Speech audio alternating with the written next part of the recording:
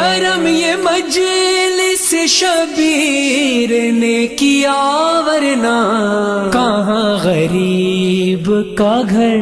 اور کہاں حسین کی ماں، کہاں غریب کا گھر اور کہاں حسین کی ماں۔ کرم یہ مجلس شبیر نے کیا، ورنہ کہاں غریب کا گھر اور کہاں حسین کی ماں۔ اعوذ باللہ من الشیطان اللعین الرجیم، بسم اللہ الرحمن الرحیم، الحمد للہ وکفی وسلام علی عبادہ الذین اصطفی۔ درود بھیجیے محمد وعلی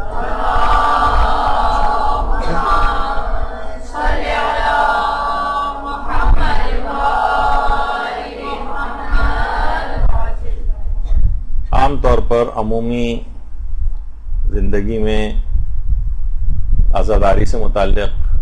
کچھ باتیں، کچھ سوالات، شبہات دماغوں کے اندر پیدا ہوتے ہیں،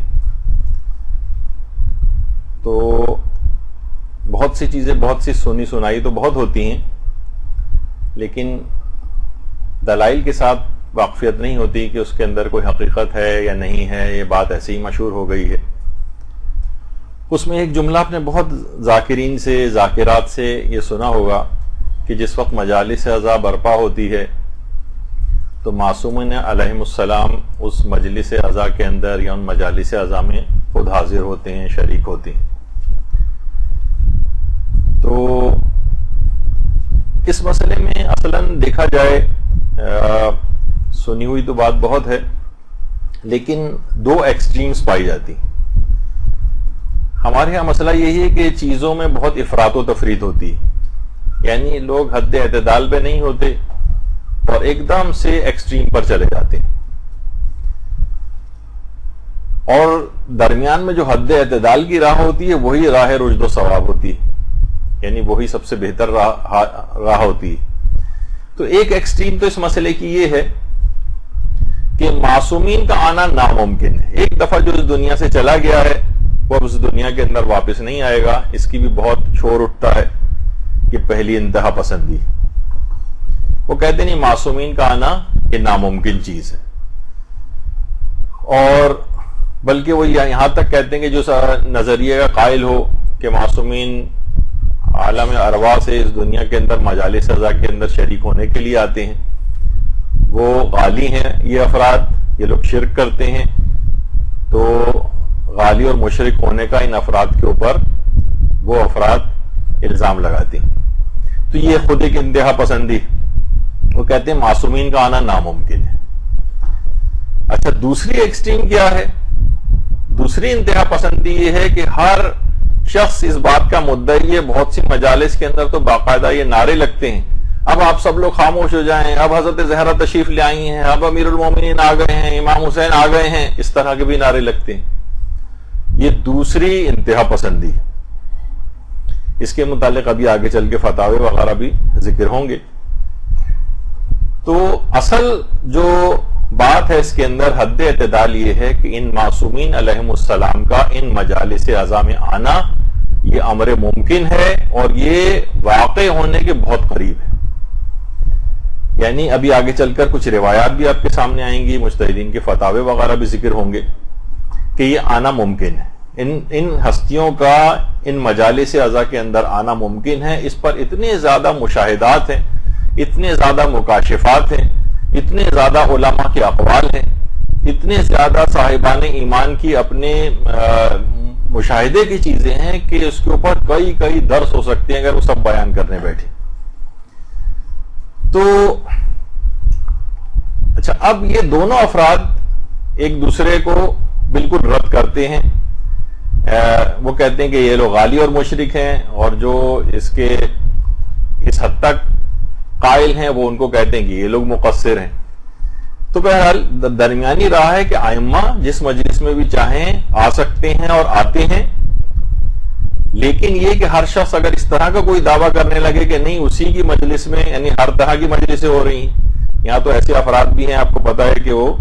کس طرح کے مضامین اپنی مجلسوں کے اندر پڑھتے ہیں، عورتوں کی کتنی بے پردگی کی لحاظ سے بری حالت ہوتی ہے، تو وہ ان مجالس کے اندر بھی وہ ہستیاں تشریف لائیں. اس پہ بھی آگے چل کر ہماری گفتگو ہوگی اور علماء کے اقوال بیان ہوں گے. اچھا اب دیکھیے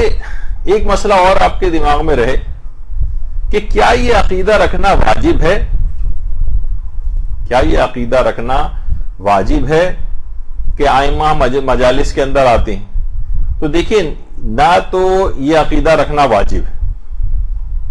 یعنی اگر کوئی عقیدہ نہیں رکھتا تو کوئی بات نہیں، وہ شیعت سے خارج نہیں ہوگا. اور نہ ہی ایسا عقیدہ کوئی کہے کہ نہیں ایسا عقیدہ رکھنا حرام ہے کہ جس سے انسان غالی اور مشرک ہو جاتا ہے، تو ایسا بھی کوئی مسئلہ نہیں. یعنی اس کے اندر نہ تو کسی کے کفر و ایمان کا کوئی مسئلہ ہے، نہ ہی اس کے اندر کسی کی شیعت کا کوئی مسئلہ ہے. بس ایک سمجھیں کہ ایک کانسیپٹ ہے، ایک بات ہے. اگر کوئی اس پہ ان دلائل کے تحت یقین کرنا چاہے تو یقین کرے، نہیں یقین کرنا چاہے، بلکہ یقین رکھنے والے افراد جو ہیں ان کی ذمہ داری زیادہ فزوں تر ہو جاتی اور بڑھ جاتی. ابھی ہم آگے چل کر اس کو بھی ڈسکس کریں گے کہ ائمہ اگر مجالس اعضاء کے اندر آتی ہیں اور آپ کا یہ عقیدہ ہے تو پھر تو آپ کی مجالس کا معیار بہت زیادہ بہتر ہونا چاہیے، خود ہمارے گھر کا معیار بہت زیادہ بہتر ہونا چاہیے. اس پہ بھی آگے چل کر گفتگو ہوگی. اچھا اب دیکھیں جاہل کی ہمیشہ نشانی یہ ہوتی ہے کہ جاہل افراط و تفرید کا شکار ہوتا ہے. افراط و تفرید. اچھا مراسم اعضاء کے سلسلے میں بھی یہی جہالت ہے. بہت سے تمام مراسم اعضاء کے پیچھے لگ گئے کہ یہ حرام ہیں، یہ خرافات ہیں، یہ بکواسیات ہیں معاذ اللہ. اور بہت سے ایسے ہیں کہ جو کہتے ہیں کہ نہیں ہمیں شریعت سے ہم ہر طرح سے آزاد ہیں، جس طرح سے بھی کریں، شریعت کو اس میں بولنے کا حق نہیں ہے، عشق وغیرہ کا معاملہ ہے. نہیں ایسا بھی نہیں ہے. تو افراط و تفرید ہمیشہ جاہل افراط و تفرید کے اندر مبتلا ہوگا.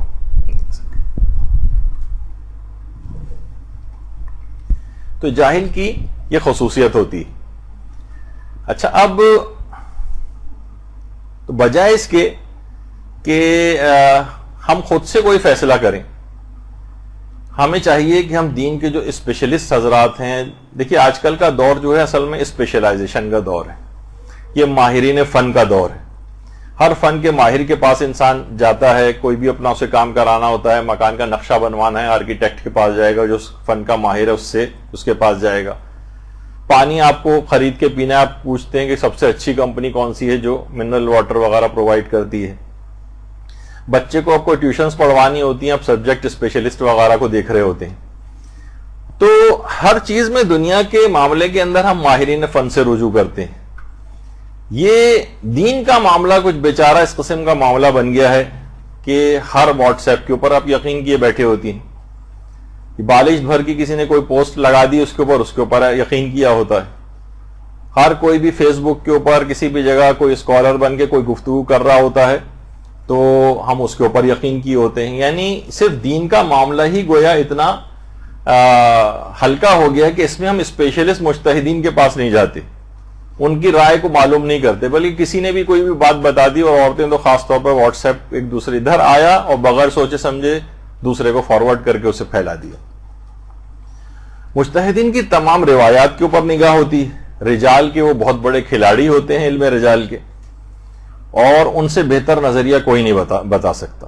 لہٰذا صرف اور صرف ان مجتہدین کرام اور مراجع اعظام کی طرف جو رجوع کرنا چاہیے اور ان کی بات کو سمجھنا چاہیے. ان کی بات سب سے زیادہ قابل اعتماد ہوتی ہے. اچھا چاہے آپ یہ کہیں کہ بھائی ان باتوں کے اندر بہت سی فقہی احکام نہیں ہے تو اس کے اندر تقلید تو نہیں ہوتی ہے، لیکن خواہ تقلید نہ ہو لیکن زیادہ اعتماد انہی افراد کی بات پر کیا جائے گا کہ جو قرآن و حدیث کو سب سے زیادہ سمجھتے ہیں. ہم کہیں گے ٹھیک ہے فقہی مسائل میں تو ہم آپ کی بات مانیں گے، نجاست طہارت وغیرہ کے مسائل کے اندر وغیرہ، اور جہاں بڑے بڑے مسائل آئیں گے جس میں ہم کہتے ہیں تقلید نہیں ہے، وہاں ہم خود سے تحقیق کریں گے. یعنی ہم اتنے بڑے ہو گئے اور ان کی رائے پر اعتماد نہیں کریں گے. تو اب دیکھیے یہ جو ائمہ کے متعلق یہ بات ہے کہ ائمہ اطہار جو ہیں یا 14 معصومین علیہم السلام، یہ جو ہیں صرف مجالس اعضاء میں آنے کا ان کا مسئلہ ہے کہ یہ آ سکتے ہیں نہیں آ سکتے. نہیں، بہت ساری باتیں ایسی ہیں کہ جس کے اندر مثلا اگر کوئی شخص اس دنیا سے جا رہا ہوتا ہے اور حالت احتضار میں ہوتا ہے، اس کی جسم سے روح نکل رہی ہوتی، اس وقت کے متعلق بھی ہے کہ آئمہ کتنی روایت ایسی ہیں کہ آئمہ حالت احتضار میں اس کے پاس آتی ہیں. اس پہ ابھی آگے چل کر گفتگو ہوگی. پھر قبر کے اندر آئمہ کا آنا کہ ہر مومن ہو یا کافر وہ ان کو ضرور دیکھتا ہے. مومن دیکھ کر ان کو خوش ہو جاتا ہے, کافر کو دیکھ کر ان کو مایوسی ہونے لگتی. اچھا, اس کے اندر بھی یعنی حالت احتضار میں ان کے آنے کے متعلق بھی بات چیت ہے, صرف مجلس عزا کی بات نہیں ہے. قبر میں بھی ان کا آنا, اس کے متعلق بھی بحث ہوتی ہے.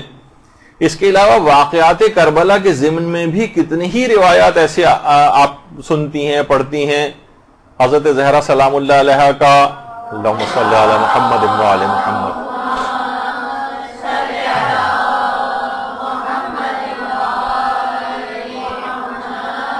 شہادت امام حسین علیہ السلام کے وقت تشریف لانا, اسی طریقے سے حضرت رسول خدا کا, اور بہت ساری اس طرح کی باتیں. اسی طرح زائرین کے پاس ان ہستیوں کا آنا, اس کے متعلق بھی ہیں روایات بھی ہیں, واقعات بھی ہیں, مشاہدات بھی ہیں, مکاشفات بھی ہیں, بے شمار اس طرح کی چیزیں ہیں, اور علماء اور مجتہدین کے فتاوی بھی. اچھا, اب اس نظریے پر عقیدہ رکھنے کے جو نتیجے ہیں یہ بھی ابھی ہم آگے چل کر ڈسکس کریں گے, لیکن پہلے ایک واقعے سے اس کی ابتدا کرتے ہیں جس سے آپ کو سمجھ میں آئے گا. مثلا ایک مجتہد گزرے ہیں آیت اللہ کربلائی احمد تہرانی. تہران سے ان کا تعلق تھا, لیکن ان کا پورا خاندان کربلا میں جا کر آباد ہو گیا تھا. اور یہ کربلائی احمد تہرانی یہ مرزا بزرگ شیرازی جو تھے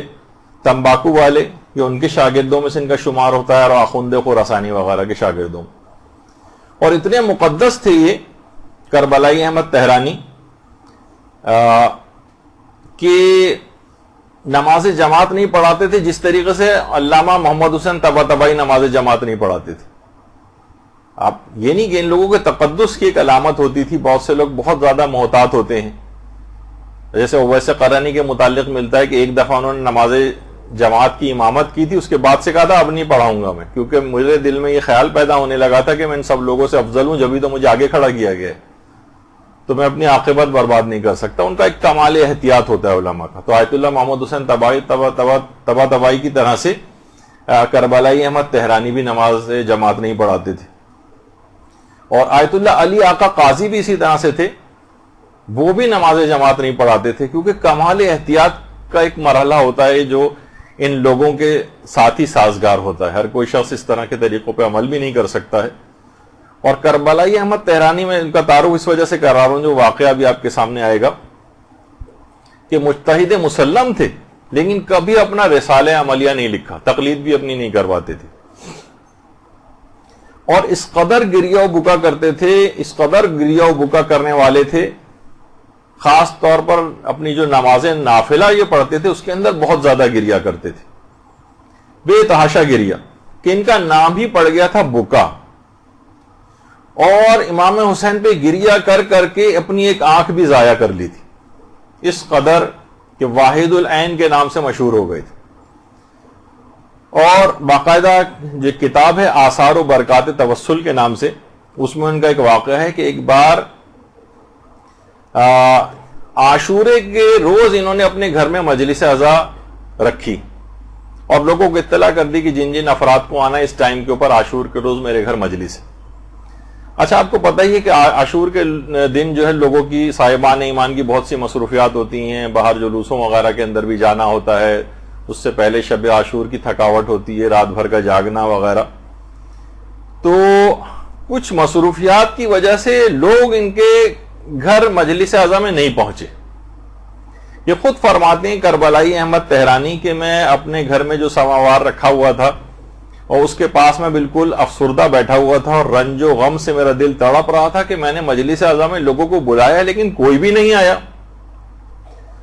اس حزن و ملال کی کیفیت میں اچانک میری نگاہوں کے سامنے سے پردے ہٹ گئے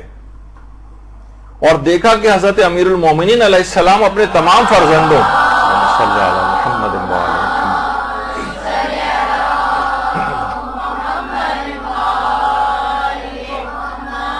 اپنے تمام فرزندوں آئمہ اطہار کے ساتھ امیر المومنین اس مجلس میں آ کر بیٹھے ہوئے ہیں اور امیر المومنین کی آنکھوں سے آنسو روا ہیں. اور فرمایا کہ اگرچہ آج کوئی بھی تمہاری مجلس میں نہیں آیا تو کیا ہوا، ہم تو آئے ہیں، چلو بسم اللہ کرو اور مجلس عزا کا آغاز کرو۔ تو یہ خود کربلائی احمد طہرانی یعنی خود ایک مجتہد یہ واقعہ سنا رہا ہے، اور اتنا مقدس مجتہد کہ کہا جاتا ہے کہ اس قدر گریا کرتے تھے کہ نماز عصر میں گریا کرتے کرتے انتقال ہوا تھا ان کا۔ تو اور اس قدر ان کے مقامات تھے کہ باقاعدہ آیت اللہ بزرگ طہرانی، یہ خود ہمارے کتنے بڑے علماء کے اندر شمار ہوتے ہیں، حدیث کے اور رجال کے ماہر، وہ خود فرماتے ہیں کہ ان کے آیت اللہ کربلائی احمد طہرانی کے انتقال کے بعد میں نے ان کو خواب میں دیکھا تھا، اور میں نے ان سے پوچھا کہ اللہ نے آپ کو جن مقامات عالیہ کے اوپر فائز کیا ہے، آپ مجھے بتائیے کہ آپ کے ساتھ کیا ہوا۔ تو انہوں نے خواب میں ہی مسکرا کر ان کی طرف دیکھا اور صرف ایک جملہ کہا، حلوہ تن تنانی تن آخوری نہ دانی، یہ کیسا حلوہ ہے جب تک تم کھاؤ گے نہیں تمہیں سمجھ میں نہیں آئے گا۔ یعنی تفصیل نہیں بتائی لیکن مسکراتے ہوئے اس بات کو، یعنی جس طرح کمال احتیاط ایک دنیا کے اندر بھی ہوتا تھا، اسی طریقے سے اس عالم ارواح میں بھی اپنے متعلق انہوں نے اس لحاظ سے بات نہیں کہی، اور کہا کہ جب تک تم خود اس کیفیت سے گزرو گے نہیں، کیفیت بتائی نہیں جا سکتی، ان مقامات کو بتایا نہیں جا سکتا، تم لوگوں کی سمجھ میں نہیں آئے گا۔ تو اس طرح کے بے شمار مجتہدین کے واقعات ہیں کہ ائمہ خود ان مجالس عزا کے اندر آتے ہیں، اور صالحین کے واقعات ہیں جو خود مشاہدہ کیے گئے۔ اور باقاعدہ آیت اللہ بہجت کے متعلق تو مشہور ہے، آیت اللہ بہجت بارہا یہ بات کہتے تھے، در محضر آیت اللہ بہجت کے نام سے جو کتاب ہے اس کی پہلی جلد میں بھی ہے کہ آیت اللہ بہجت فرماتے تھے بارہا دیکھا گیا ہے کہ رسول خدا حضرت امیر شہزادی فاطمہ الزہرا امام حسن اور امام حسین علیہ السلام مجالس حدیث قصہ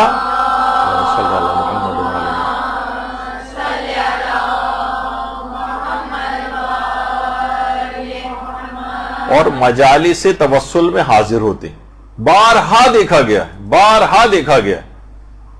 تو اس سے بھی آپ اندازہ لگائیں، اسی وجہ سے آیت اللہ بہجت بہت زیادہ مجلس عزا کے احترام کے قائل تھے،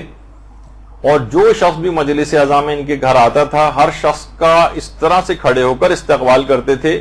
حتیٰ کہ آنے والے چھوٹے چھوٹے بچوں کے احترام میں آیت اللہ بہجت کھڑے ہو جاتے تھے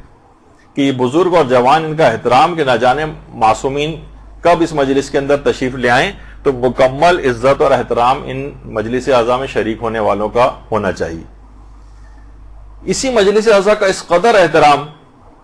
کہ آیت اللہ گلپائیگانی جس زمانے میں ہاسپٹل میں ایڈمٹ تھے، یہ تو خیر بالکل آخری وقت کی تقریباً ان کی کچھ تصاویر ہیں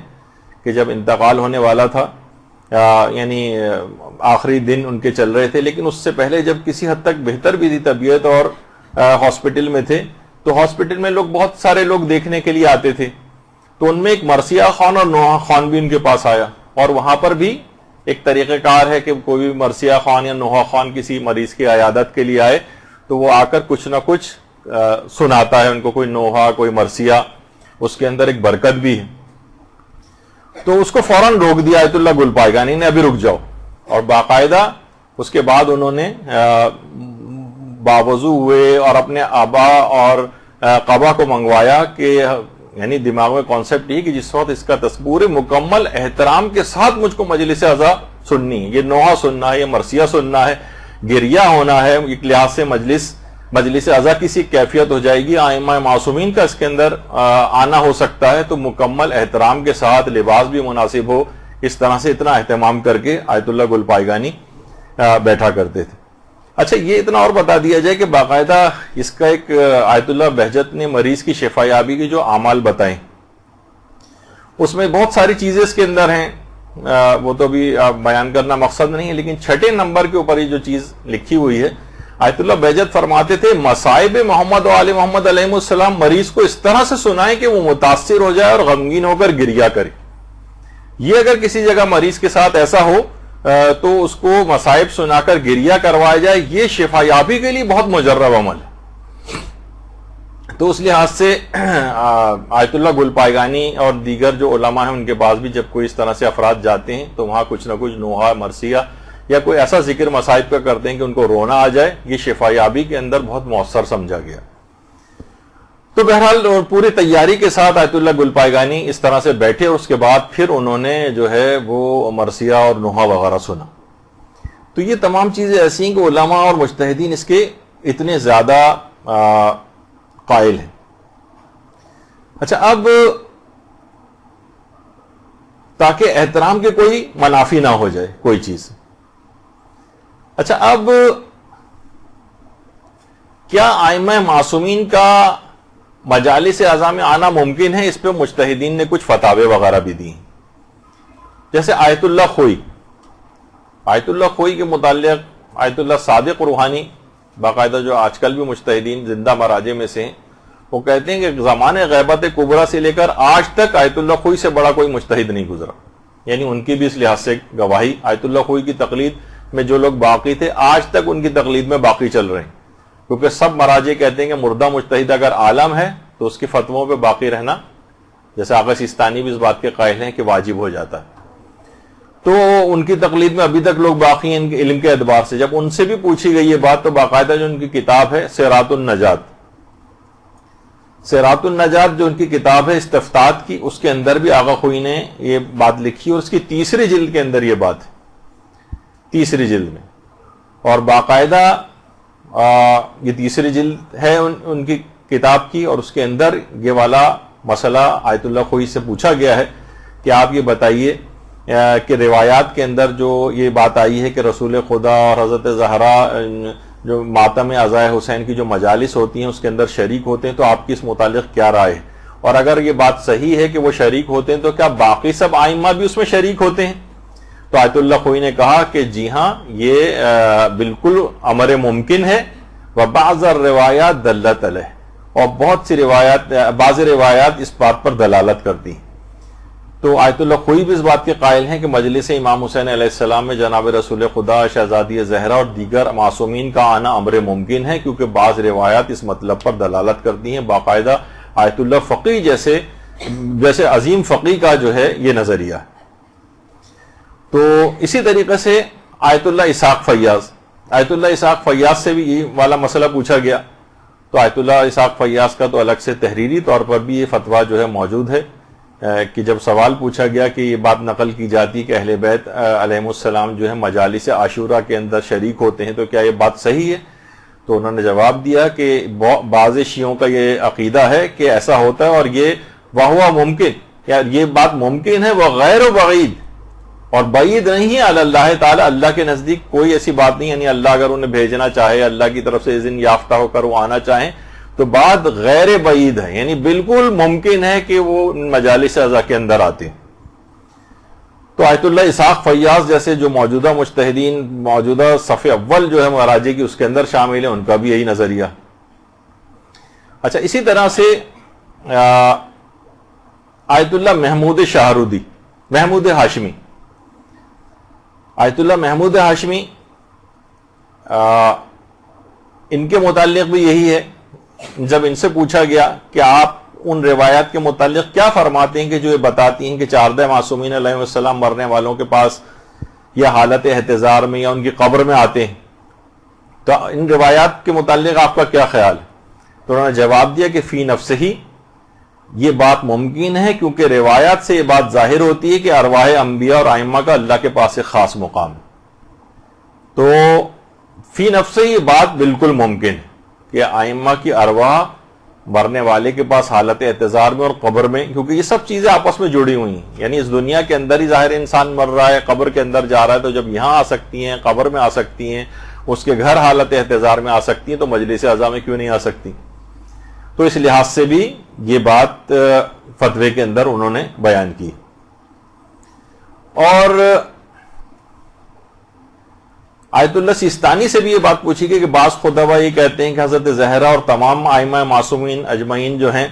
وہ مجالس اعضاء میں آتے ہیں، تو کیا یہ عقیدہ رکھنا اسلام کے منافی ہے؟ یعنی یہ عقیدہ رکھا جائے تو کیا اسلام کے خلاف کوئی بات ہے کہ یہ مجالس اعضاء میں آتے ہیں؟ یعنی اتنا یہ لوگ پروپیگنڈا انہوں نے کیا ہے کہ اچھے خاصے لوگ بھی ابھی اس بات کے منکر ہو گئے کہ ائمہ قبر میں بھی آتے ہیں. تو آیت اللہ سیستانی نے کہا کہ مصادر اسلامی ماخذوں میں یعنی کتاب و سنت میں ایسا کچھ نہیں ہے کہ جس سے یہ پتہ چلے کہ عقیدہ رکھنا خلاف اسلام ہے. ایسا کوئی کتاب و سنت کے اندر نظریہ نہیں پایا جاتا کہ اگر کوئی یہ عقیدہ رکھے کہ ائمہ معصومین جو ہیں وہ مجالس اعضاء میں یا مثلا ان جگہوں کے اوپر آتے ہیں مجالس وغیرہ کے اندر، تو یہ عقیدہ رکھنا خلاف اسلام نہیں ہے، اسلامی ماخذوں میں ایسی کوئی بات نہیں ہے، اور یعنی یہ نظریہ صحیح ہے۔ البتہ یہ کوئی ضروریات دین و مذہب کا بھی مسئلہ نہیں ہے، یعنی اگر کوئی اس کو نہیں مانے تو ایسا نہیں کہ وہ شیعت سے خارج ہو جائے یا اسلام سے باہر نکل جائے۔ تو آیت اللہ سیستانی نے اس لحاظ سے ایک بیلنس بات کی ہے، لیکن بہرحال اس کے اندر ایسا کچھ نہیں۔ اچھا، پھر دوسرا ایک اور فتویٰ آیت اللہ سیستانی سے جو ہے وہ پوچھا گیا کہ یہی والا سوال کہ عاشورہ کی جو مجالس ہوتی ہیں اس کے اندر کیا یہ آتی ہیں شخصیات، کیا یہ ممکن امر ہے؟ تو انہوں نے جواب دیا کہ جی ہاں ممکن ہے، کیونکہ یہ طبعاً یہ چیز ممکن ہے، البتہ وہ اپنی ارواح کے ذریعے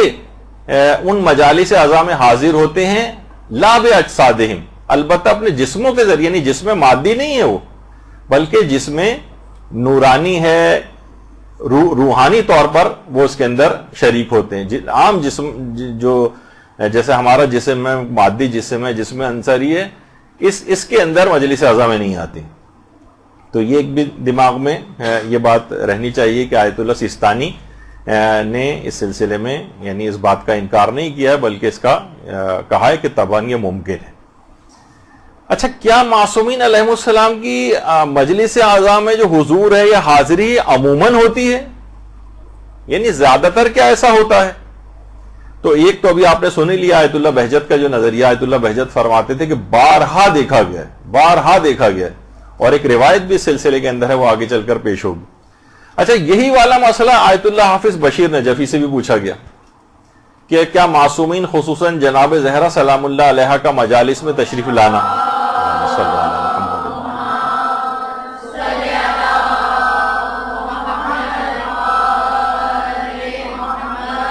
کیا کسی روایت کے اندر اس کا تذکرہ ملتا ہے؟ تو انہوں نے جواب دی کہ بعض روایات سے یہ اس کا ثبوت ملتا ہے، یہ بات ثابت ہوتی ہے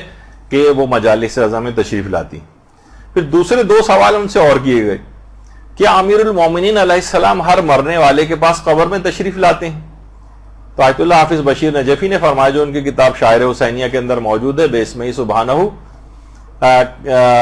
کئی روایات میں اس کا تذکرہ ملتا ہے، اور صاحب وسائل نے الفصول المہمہ میں امیر المومنین علیہ السلام کے انسان کی جان نکلنے کے وقت موجود ہونے کی بہت ساری روایات نقل فرمائی ہیں، جن سے ان کے صحیح مطلب ہونے کا اطمینان حاصل ہو جاتا ہے، یعنی کہ یہ بات صحیح ہے کہ امیر المومنین ہر مرنے والے کے پاس قبر میں تشریف لاتے ہیں۔ پھر دوسرا سوال یہی کیا گیا کہ کیا معصومین علیہ السلام خاص طور پر جناب سیدہ مجلس اعضاء میں حاضر ہوتی ہیں؟ تو جواب دیے کہ بعض روایت میں اس کا تذکرہ ہوا، اور جناب سید الشہداء کی عظمت اور برکت اور اہمیت کے پیش نظر ایسا ہونا بہت ممکن ہے، بلکہ قریب الوقوع ہے، یعنی عموماً ایسا ہوتا ہے۔ تو آیت اللہ حافظ بشیر نجفی کا بھی آپ نے دیکھا کہ وہ بھی اسی نظریے کے قائل ہیں۔ اچھا، پھر اس کے بعد آیت اللہ صادق روحانی سے بھی یہ بات پوچھی گئی، تو انہوں نے بھی یہی بات فرمائی ہے کہ آیات سے بھی اور کچھ نصوص اور ایسی ہیں، یعنی صحیح احادیث، اس سے بات پتہ چلتی ہے کہ پیغمبر اکرم اور ائمہ معصومین علیہ السلام موت کے وقت اور قبر کے اندر جب سختیاں پیش آتی ہیں تو مدد کے لیے وہ لوگ تشریف لاتے ہیں، اور یہ ایک ایسے تصرفات ہیں جو اللہ نے باقاعدہ اللہ کی اجازت سے ان کو دیے گئے ہیں، جس کی تفصیل الگ مقامات کے اوپر ملتی ہے۔ تو بہرحال انہوں نے بھی اس سلسلے میں یہ پوچھا کہ جب پوچھا گیا تو جواب یہی دیا کہ ائمہ کا اور حضور اکرم کا موت کے وقت اور قبر کے اندر اعانت کے لیے تشریف لانا یہ بالکل ثابت شدہ بات ہے، اور روایات سے یہ بات پتہ چلتی ہے۔ اچھا، پھر کیا یہ حضور، ایک سوال یہ بھی ہوتا ہے کہ بہت سے روایات سے یہ بات پتہ چلتی ہے، تو سوال بھی یہی کیا جاتا ہے علماء سے کہ کیا یہ ان کا آنا فقط مجالس عاشورہ میں ہوتا ہے؟ تو آیت اللہ شمس الدین وائزی سے یہ بات پوچھی گئی، تو انہوں نے بھی یہ کہا کہ بعض روایت سے بات ثابت ہوتی ہے کہ مطلق ایام میں ائمہ جو ہیں ان مجالس کے اندر آتے ہیں، لا فی عاشورہ فقط، یعنی صرف عاشورہ کے سلسلے کی جو مجالس ہے اس میں نہیں، مثلا ہو سکتا ہے کسی کی 100 کی مجلس ہو, کسی کی 40ویں کی مجلس ہو, کسی نے عام طور پر ویسی مجلس رضا گھر میں منعقد کی ہو, تو ان کے اندر بھی روایات سے بات ثابت ہوتی ہے کہ وہ اس میں بھی آتے ہیں.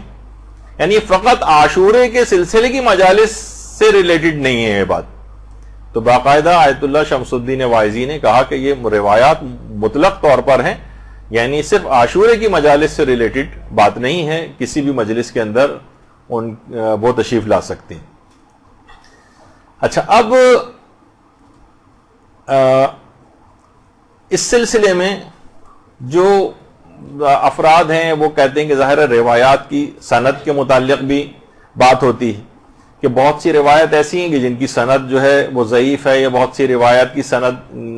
میں ارسال ہے, یعنی بہت سے کچھ راوی بیچ میں سے غائب ہیں. تو دیکھیے کوئی واجب عقیدہ تو ہے نہیں کہ جس کے لیے آپ کہیں کہ بالکل صحیح سند روایتیں جو تمام اصولوں کے اوپر پورا اترتی ہوں صرف وہ قبول کی جائیں گی. کہ واجب عقیدہ نہیں, آپ نے سن لیا کوئی عقیدہ یہ نہیں بھی رکھے تو یعنی خدا کی طرف سے یہ آپ پر واجب نہیں کیا گیا ہے کہ آپ یہ اس نظریے کے حامل بنے. تو علماء نے کہا کہ قرائن کی بنیاد پر ہم ان احادیث کو رد نہیں کریں گے, بلکہ رجحان ظاہر کیا ہے کہ ایسا ہونا بالکل ممکن ہے اور بعید نہیں. اور علماء نے نہ صرف ان کی مخالفت نہیں کی بلکہ اپنے فتاوے میں اس نظریے کو ظاہر کیا ہے کہ ان کا آنا عین ممکن ہے, بلکہ بارہا ان کو دیکھا گیا ہے. تو اس لحاظ سے علماء کا ان احادیث کے اوپر عمل کرنا یہ جابر ذوف سند بن جاتا ہے, یعنی ان کی سند کے ذوف کو ختم کر دے گا, اور اس پہ اطمینان کے ساتھ کوئی بھی شخص اگر عقیدہ بھی رکھنا چاہے اس بات پہ تو اس کے اندر بھی کوئی حرج نہیں ہے, کیونکہ اس کے اندر بلکہ بعض مراجع تو اس حد تک قائل ہیں, جیسے آیت اللہ نائنی یعنی بہت ہی, یعنی اس وقت کے جتنے بھی, جیسے ابھی آپ نے آیت اللہ خوئی وغیرہ اور اس لیول کے علماء کا سنا, یہ ان کے بھی اساتذہ کے اندر سے تھے. آیت اللہ ضیاء الدین عراقی اور جو بہت ہی آیت اللہ نائنی. تو آیت اللہ نائنی نے تو اس نظریے کو تقریباً ضروریات مذہب شیعہ میں سے قرار دیا تھا. ضروریات مذہب شیعہ, خیر موجودہ مجتہدین تو یہ بات نہیں کہتے ہیں, لیکن میں اس کی اہمیت کے پیش نظر بتا رہا ہوں کہ ان کا نظریہ یہ تھا کہ یہ مسئلہ بالکل امور قطعیہ میں سے ہے اور یہ ضروریات مذہب شیعہ میں سے, یعنی اگر کوئی اس کا انکار کرے گا تو گویا وہ شیعت سے خارج ہو جائے گا. یہ ان کا اپنا ایک نظریہ تھا. تو اور وہ فرماتے تھے کہ روایات متواترہ میں قطعی طور پر یہ مضمون آیا ہے کہ ائمہ حاضر ہوتے ہیں. باقاعدہ جو ان کی کتاب ہے فتاوی کی, اس کے اندر بھی یہ موجود ہے. اور جو سوال نمبر 7 ان سے جو پوچھا گیا ہے کہ ائمہ مجالس عزا کے اندر آتے ہیں, تو انہوں نے فرمایا کہ یہ گروہ شیعہ امامیہ اثنا عشریہ کا عقیدہ ہے کہ جسمانی اعتبار سے انتقال فرما جانے کے بعد بھی معصومین اللہ کے نزدیک زندہ ہے, اور ان کے روضوں میں جو اذن دخول پڑھا جاتا ہے اور جو زیارت امام حسین پڑھی جاتی ہے, اس کی عبارت یہ کہ اشہد انک تشہد مقامی و تسمع کلامی, یعنی باقاعدہ میں گواہی دیتا ہوں کہ آپ میرے مقام سے واقف ہیں اور میرے کلام کو سنتے ہیں. باقاعدہ یہ جو اذن دخول ہے یہ چھٹے امام کی ایک روایت ہے جو کہ علامہ ہلی نے اپنی کتاب کے اندر لکھی, العدۃ الدائی کے اندر. یعنی جو آپ یہ جا کر اذن دخول پڑھتی ہیں اصلاً یہ چھٹے امام کی ایک روایت ہے, اور وہ بھی انہوں نے اپنے اس فتوے کے اندر دلیل کے طور پر پیش کی ہے کہ ائمہ کی جب ہم جاتے ہیں کہ آپ ہمارے کلام کو سنتے ہیں, آپ میرے مقام سے واقف ہیں, یا بہت سی اس کے اندر یہ بھی آیا کہ آپ میرے سلام کا جواب دیتے ہیں, تو یہ سب کیا ہیں کہ گواہیاں اس بات کی. اور یہاں تک روایت میں یہ بھی بات آئی ہے کہ وہ اپنے رونے والوں کو دیکھتے ہیں اور اپنے زائرین کے لیے استغفار تک کرتے ہیں, اور اس کے بعد یعنی ان کے مغفرت کے لیے دعا کرتے ہیں. اور یہ فرماتے ہیں آیت اللہ نائنی کہ اس بات میں جو بھی شک کرتا ہے یا تو جہالت کی وجہ سے شک کرتا ہے اس بات میں, یا ائمہ کے مقامات سے واقف نہیں, اور جب ہی وہ اس کو ضروریات مذہب شیعہ میں سے قرار دیتے تھے اور کہتے تھے کہ احادیث متواتر اور قطعیہ سے یہ بات ثابت ہوتی. تو اس میں غلو وغیرہ کی کوئی بات نہیں ہے کہ ہم آپ ہی جو ہیں وہ ائمہ کے مقام کو اصل میں سمجھنے سے قاصر ہوتے. اور یہی بات آیت اللہ گلپائگانی نے, اچھا یہ جو ان کی آیت اللہ نائنی کی جو ابھی اپنے فتویٰ دیکھا تفصیلی فتاوے ہیں ان کی کتاب کے اندر, اس کے اسکین پیجز ہیں, ان کو ابھی پڑھنے کا وقت نہیں. تو آیت اللہ گلپائگانی بھی اس بات کے قائل تھے، اور وہ کہتے تھے کہ باقاعدہ جو ان کی نتائج الافکار فی نجاست الکفار کے نام سے جو ان کی تقریری ابحاث ہیں، جو علی کریم جہرمی علامہ نے جو ہے وہ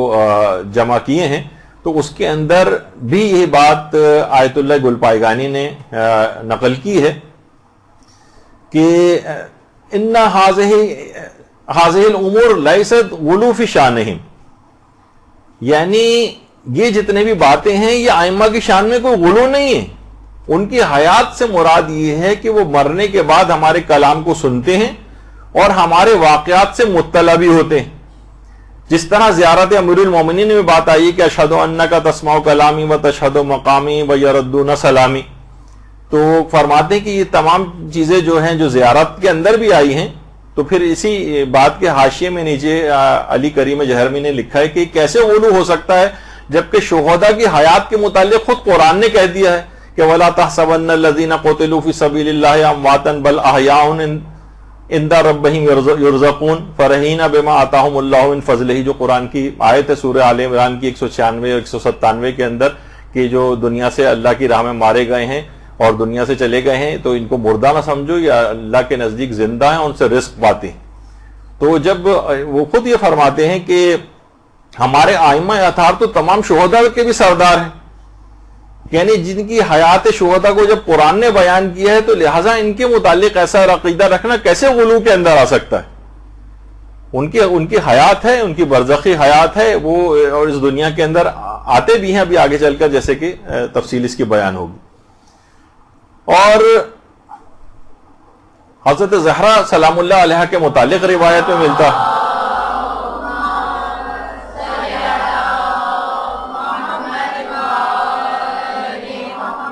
باقاعدہ کامل الزیارات کی جو، بلکہ اس کا جو ڈائریکٹ ہی ہم نے اس کے اوپر پوسٹ بھی بنائی تھی کہ دختر رسول حضرت فاطمہ الزہرا سلام اللہ علیہ اپنے بیٹے حسین علیہ السلام کی قبر کے زائرین کے پاس تشریف لاتی ہیں اور اللہ سے ان کے گناہوں کی مغفرت طلب کرتی ہیں. یعنی زائرین کے پاس خود تشریف لاتی ہیں، یعنی وہ اس دنیا کے اندر معصومین کا آنا، حضرت زہرا کا آنا، یہ باقاعدہ روایات کے اندر یہ بات بیان ہوئی. کامل الزیارات کے اندر بھی اس لحاظ سے ہے. اور آیت اللہ مرشی نجفی نے تو باقاعدہ اپنے والد کا، میں کئی دفعہ اس واقعے کو پڑھ بھی چکا ہوں، لیکن انہوں نے بڑے تفصیل کے ساتھ اپنے مکاشفات کو آیت اللہ مرشی نجفی نے بیان کیا تھا. نہ جانے کتنے واقعات انہوں نے معصومہ قم کے سلسلے میں بیان کیے ہیں کہ کتنی دفعہ معصومہ قم سے ان کی ملاقات ہوئی ہے، مکاشفے میں ملاقات ہوئی ہے، اور باقاعدہ ان کا جو وصیت نامہ چھپا ہے اس کے اندر بھی ان کے تمام ان واقعات کو جمع کیا گیا ہے.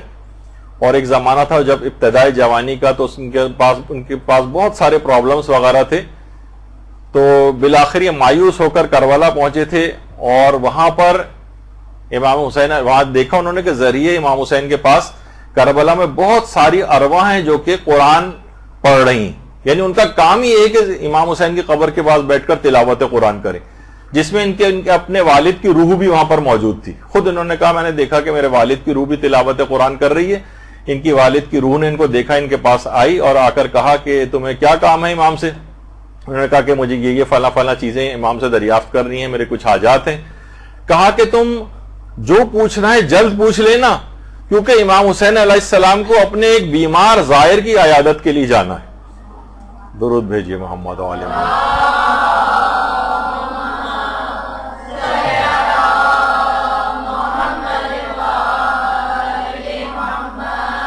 خود آیت اللہ مرشی نجفی کے اتنے مکاشفات ہیں اور اتنی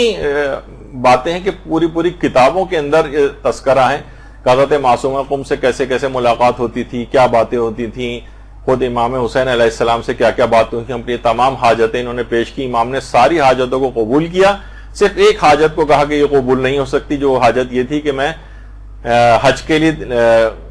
مکہ جاؤں اور وہیں میرا انتقال ہو جائے حج کرنے کے بعد. امام نے کہا اس کو قبول نہیں کیا. اس کے بعد ظاہر ہے کہ واپس آئے، اور اس کے بعد امام کو اتنے کام ان سے لینے تھے، اتنے بڑے بڑے کام آیت اللہ مرشی نجفی نے اس کے بعد وہاں سے آ کر کیے، اور ایسی توفیقات ان کو حاصل ہوئیں.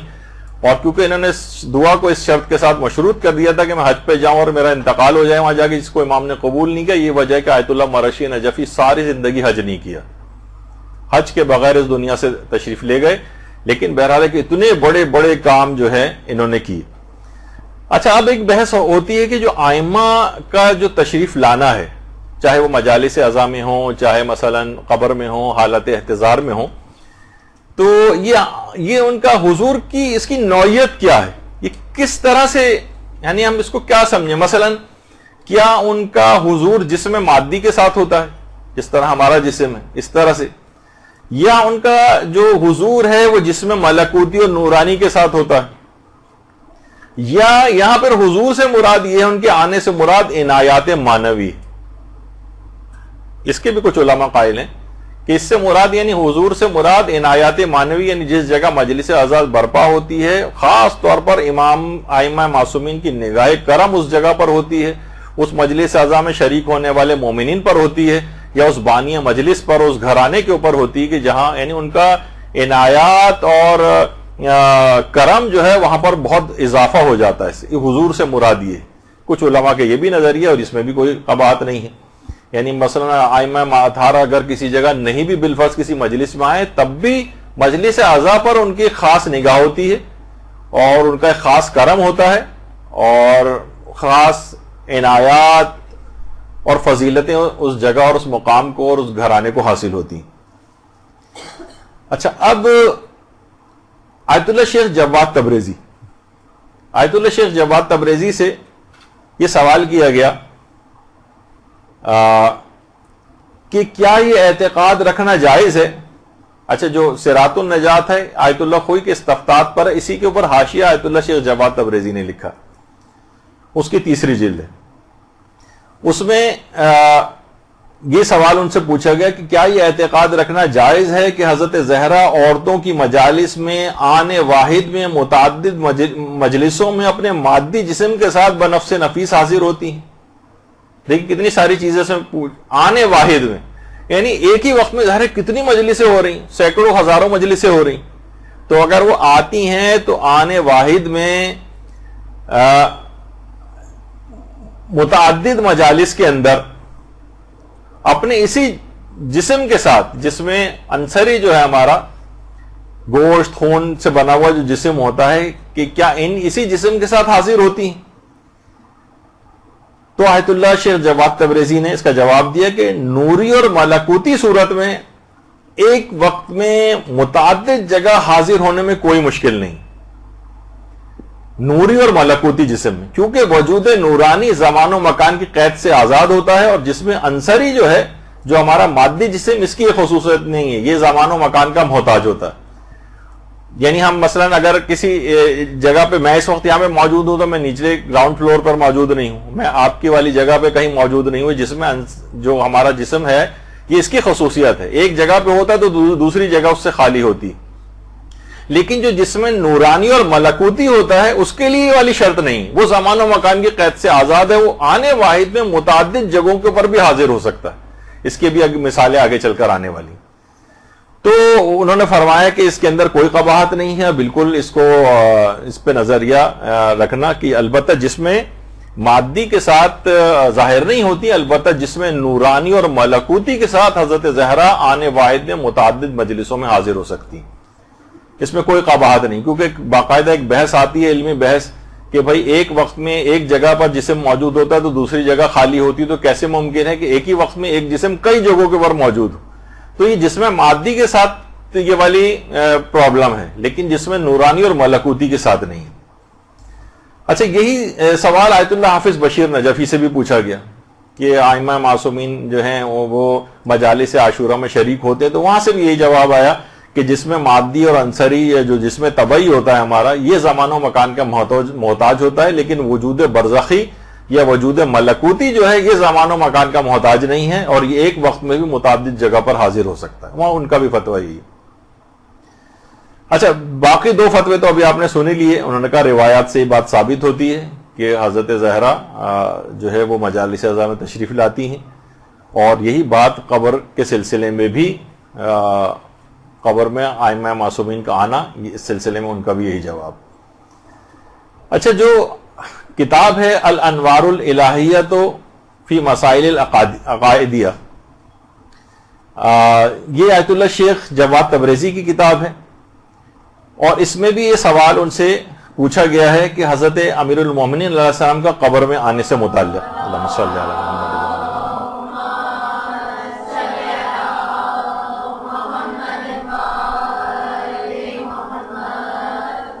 سوال یہ پوچھا گیا ایک وقت میں بہت سے لوگ مر رہے ہوتے ہیں تو کیا امیر المومنین ایک ہی وقت میں سب کے پاس یعنی کس طرح سے آ سکتے ہیں؟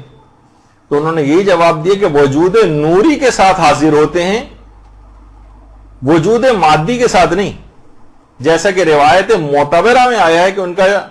اس مادی جسم سے پہلے وجود نوری تھا. یعنی ائمہ اطہار جو مادی جسم میں اس دنیا میں تشریف لائے ہیں، روایات سے یہ بات پتہ چلتی ہے کہ اس سے پہلے ان کا ایک وجود نوری خدا خلق کر چکا تھا. اور وجود نوری کے لیے زمان و مکان کی کوئی شرط نہیں ہے، اور وہ آنے واحد میں متعدد جگہوں کے اوپر پایا جا سکتا ہے. اور باقاعدہ بحار الانوار کی جو چھٹی جلد ہے اس میں بھی پنجتن پاک کے قبر میں آنے کا جو ہے وہ تذکرہ موجود ہے. تو ابھی اتنا وقت نہیں ہے، لیکن بحار الانوار کی چھٹی جلد صفحہ 229 حدیث نمبر 32 کے اندر اس کی تفصیل جا کر دیکھی جا سکتی ہے کہ وہ قبر کے اندر تشریف لاتے ہیں. اور بحاری کی چھٹی جلد کے اندر علامہ مجلسی نے حضرت ام سلمہ کی ایک روایت نقل کی ہے. ام سلمہ فرماتی ہیں کہ میں نے رسول خدا کو امیر المومنین امام علی علیہ السلام سے کہتے سنا کہ اے علی، اللہم صلی علی محمد و آل محمد،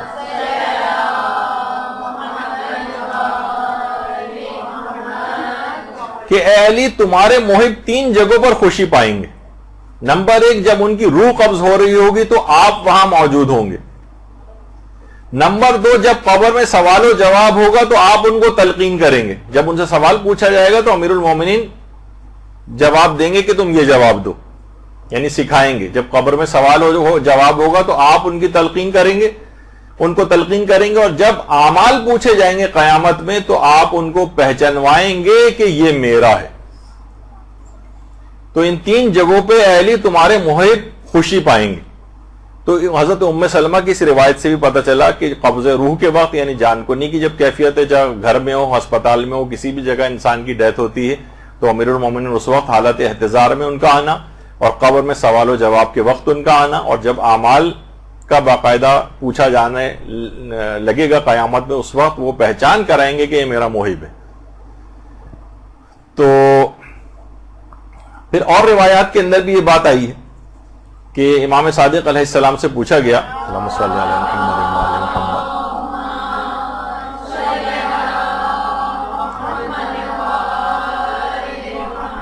کہ جب مومن کی جان نکلتی اس کے متعلق بیان کریں تو امام نے فرمایا کہ فرشتے اس سے بہت نرمی سے پیش آتے ہیں، اور ان فرشتوں کے پیچھے سے ہم ظاہر ہوتے ہیں. یعنی ہم پنجتن پاک اور ائمہ اطہار، اور مومن کو بتایا جاتا ہے کہ یہ رسول خدا ہیں اور یہ تمہارے امام ہیں. تو مومن کی خوشی کی اتنی انتہا ہو جاتی ہے کہ پھر موت سے عزیز کوئی چیز اس کو نہیں ہوتی، بس مجھے موت آ جائے اب اور میں ان کے ساتھ چلا جاؤں. اس پہ بھی کتنے واقعات الگ سے ہیں جو پڑھے ابھی جائیں، میرے پاس وقت نہیں ہے کیونکہ آج بس اس موضوع کو ختم کرنا ہے تو بہت تیز رفتاری کے ساتھ مجھے جانا پڑ رہا ہے، ورنہ خود اسی موضوع پر ہی کتنے واقعات ہیں جو موت کی مسائل کی پوری سیریز یہاں تقریباً 50 درسوں کی ہو چکی ہے. اگر کسی کو انٹرسٹ ہو تو لے کے سن سکتے ہیں، تو اس کے اندر وہ تمام واقعات بھی بیان کیے گئے. اچھا، اب یہ اس لحاظ سے اور باقاعدہ جو کتاب ایک معاد شناسی کے نام سے، معاد شناسی، آیت اللہ تہرانی کی جو کتاب ہے اس کے اندر انہوں نے آیت اللہ محمد حسین طباطبائی یا آیت اللہ تہرانی، انہوں نے کتاب معاد شناسی لکھی ہے، شاید اس کا اردو ترجمہ بھی ہو گیا ہے. آیت اللہ تہرانی فرماتے ہیں کہ آیت اللہ محمد حسین طباطبائی نے بات بیان کی ہے آیت اللہ علی آقا قاضی کے حوالے سے. محمد حسین طباطبائی کے استاد تھے آیت اللہ علی آقا قاضی. وہ کہتے تھے کہ جس زمانے میں یعنی وہ نجف اشرف ہی میں رہا کرتے تھے آیت اللہ علی آقا قاضی، تو وہ فرماتے ہیں کہ نجف میں جس محلے میں رہتا تھا وہاں پر آفندی قبیلہ ہوا کرتا تھا، جن میں سے اکثر کی زیادہ تر کی تعداد غیر شیعہ تھی، غیر شیعہ حضرات تھے. وہاں پر ایک عورت کا انتقال ہو گیا، اس عورت کی ایک ہی بیٹی تھی اور اتنی محبت ماں کے ساتھ کرتی تھی، اتنی محبت ماں کے ساتھ کرتی تھی کہ جب ماں کا انتقال ہو گیا تو لپٹ کے اس نے ایسا وہ لپٹی ہے ماں سے کہ کسی صورت چھوڑنے کو تیار نہیں ہو رہی. جب ماں کو قبر میں دفن کے لیے لے جایا گیا تب بھی وہ چھوڑنے کو تیار نہیں ہو رہی، اور لوگوں کو ایسا لگا کہ اگر ہم نے اس کو ماں سے جدا کیا تو کہیں یہ انتقال ہی نہ کر جائے بچی، وہ لڑکی. تو کہہ رہے ہیں لوگوں نے بالآخر سمجھ میں نہیں آیا ان کی، اور کہا کہ ہم نے ماں کو تو قبر کے اندر لٹا دیا، وہ بچی نے ماں کو کسی صورت چھوڑنے کو تیار نہیں تھی، تو ہم نے قبر کو بند نہیں کیا اور اوپر سے کوئی ایسی چیز اس پہ رکھ دی تاکہ بچی بھی جو ہے وہ سانس گھٹنے سے نہ مر جائے، اور قبر کو مکمل بند نہیں کیا. اور اگلے دن جب ہم وہاں پر پہنچے تو اتنا ایک وحشتناک منظر ہم نے دیکھا کہ وہ بچی جو چھوٹی بچی تھی اس کے سارے بال سفید ہو چکے تھے. آیت اللہ علی آقا قاضی نے آیت اللہ طباطبائی فرماتے ہیں کہ اس واقعے کو آیت اللہ علی آقا قاضی نے خود بیان کیا، اور اس آفندی قبیلے ہی کی وہ عورت کے انتقال کا واقعہ. تو لوگوں نے اس لڑکی سے پوچھا کہ کیا ایسی چیز ہوئی، تو کہا کہ جب آپ لوگ سب لوگ یہاں سے چلے گئے تو میں نے دیکھا کہ کچھ فرشتے جو ہیں وہ سوال و جواب کے لیے ماں سے آئے ہیں، ماں سے سوال و جواب کرنے کے لیے. تو ماں سے پوچھا کہ تیرا رب کون ہے، اس نے صحیح جواب دیا. کہا تیرا رسول کون ہے، اس نے صحیح جواب دیا. اور جب پوچھا فرشتوں نے کہ تیرا امام کون ہے، تیرا امام کون ہے، تو میری ماں خاموش ہو گئی. غیر شیعہ تھی، خاموش ہو گئی. تو ان فرشتوں کے پیچھے کھڑی ہوئی ایک نورانی شخصیت نے کہا لست لہا بامام، میں اس کا امام نہیں ہوں. دونوں فرشتوں نے اسی وقت آگ کے بنے ہوئے گرز اٹھائے اور میری ماں کو مارے، اور پوری قبر آگ سے بھر گئی، یہاں تک کہ آسمانوں تک وہ آگ چلی گئی. اتنا دہشتناک منظر تھا کہ جس سے میرے پورے بال سفید ہو گئے. خود آیت اللہ علی آقا قاضی فرماتے ہیں کہ وہ آفندی قبیلہ جو غیر شیعہ پورا ایک افراد کا قبیلہ تھا، وہ رہا کرتا تھا نجف میں، وہ اس واقعے کو سننے کے بعد وہ تمام کے تمام پورے کا پورا قبیلہ اس نے مذہب حقہ کو قبول کر لیا. درود بھیجیے نا محمد علیہ محمد صلی اللہ علیہ وسلم.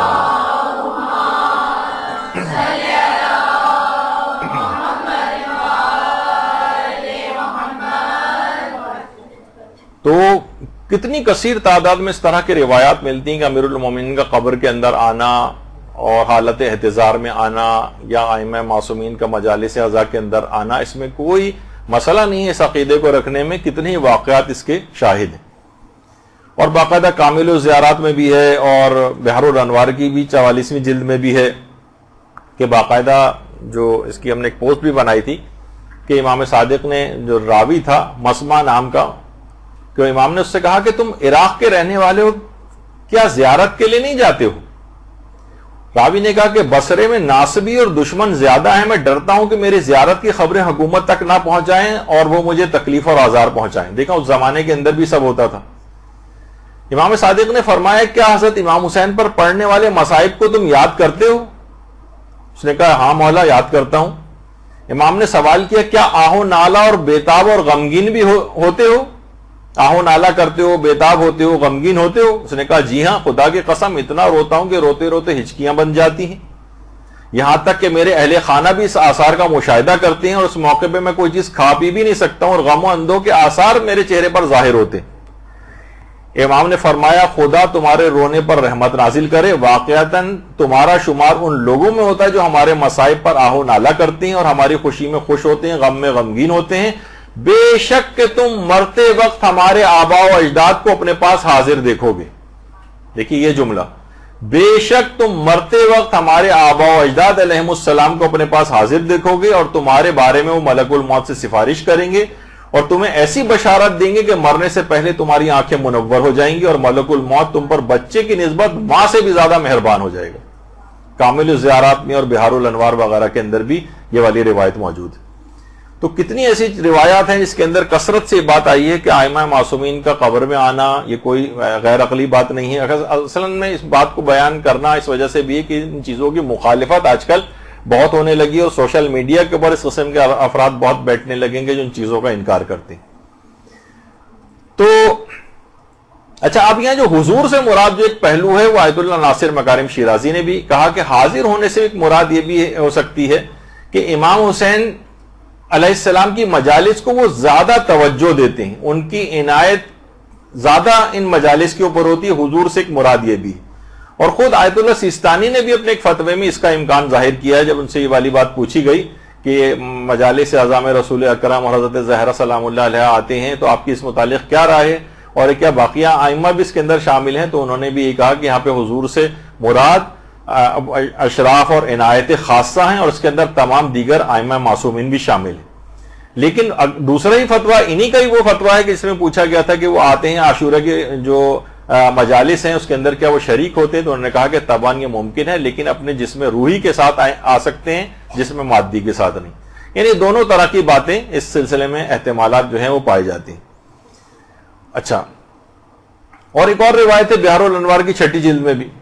کہ جس میں خلاصہ اس کا یہ ہے کہ مومن جب رسول خدا کو قبر میں دیکھے گا تو ان کو پہچان لے گا, اس کی جزا پائے گا, اور کافر ان کو نہیں پہچان سکے گا اور اس کے بعد اس کو سزا دی جائے گی. یہ بھی روایت کے اندر یہ بات آئی. آیت اللہ صادق روحانی سے یہ بات پوچھی گئی کہ معصومین ایک وقت میں متعدد جگہ پر حاضر ہوتے ہیں تو کیا یہ اعتقاد رکھنا غلو میں تو نہیں آتا؟ بہت سے لوگ آج کل کہنے لیں گے یہ تو غلو ہے, یہ تو غالی ہو گیا ہے اگر کوئی اس قسم کا نظریہ رکھتا ہے. دیکھیے بہت سے لوگوں نے آج کل غلو اور تقصیر کی سٹیمپس بنوائی ہوئی. تم غالی ہو فوراً سٹیمپ لگا دی, تم مقصر ہو فوراً سٹیمپ لگا دی. تو انہوں نے جواب دیا کہ وہ جس میں مثالی اور نوری کے ساتھ آنے واحد میں متعدد جگہوں پر حاضر ہو سکتے ہیں. یہ بات نہ صرف ممکن ہے بلکہ امر واقع, یعنی کہا کہ یہ امر ممکن ہے بل واقع, بلکہ یہ ایسا ہوتا ہے, ایسا ہوتا ہے. اور باقاعدہ ایک روایت ہے, سامارات الاعواد جو کتاب ہے بہت مشہور کتاب ہے, اور خطیب علی ابن الحسین الہاشمی جنہوں نے ایک کتاب لکھی انہوں نے اس کے اندر ایک حدیث لکھی. حدیث تفصیلی ہے, بہرحال اس میں فضائل ایک راوی ہیں, وہ کہتے ہیں کہ گھر میں نے مجلس عزا برپا کی تھی اور اس کی اطلاع میں نے چھٹے امام کو نہیں دی تھی. تو جب میں امام کے پاس ملنے گیا, مولانا نے مجھ سے پوچھا کہ کل تم کہاں تھے, دیکھو مجھ سے کچھ چیز چھپانا نہیں,